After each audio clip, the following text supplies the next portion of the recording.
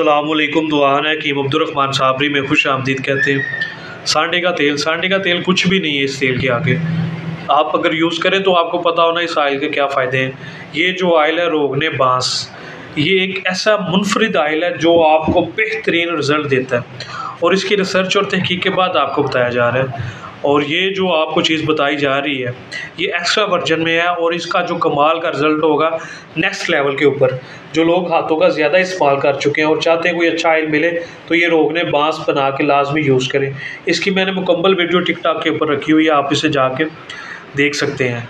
और मैं आपको फिर इसमें बताता हूँ, इसमें एक्स्ट्रा वर्जन में ये होता है कि इसमें अगर आप सारे आयल लेते हैं 50-50 ग्राम तो इसमें 20 ग्राम रेगमाही का आयल और 20 ग्राम ही आपको जैतून का आयल ऐड करना पड़ता है। बाकी जो होता है वो 50 ग्राम इसमें बांस को पत्तों का पानी लेते हैं, 50 ग्राम इसमें अंजीर के पत्तों का पानी लेते हैं, 5 ग्राम इसके अंदर आप ज़ाफ़रान लेते हैं और एक्स्ट्रा जो वर्जन इसमें आप बनाना चाहते हैं तो उसमें आप लेंगे 20 ग्राम इसमें रेगमाही का आयल और इसके अलावा जो जैतून का आयल होगा वो भी आप 20 ग्राम लेंगे, 10 ग्राम भी ले सकते हैं, कि आपकी ख़ुद की मर्ज़ी है।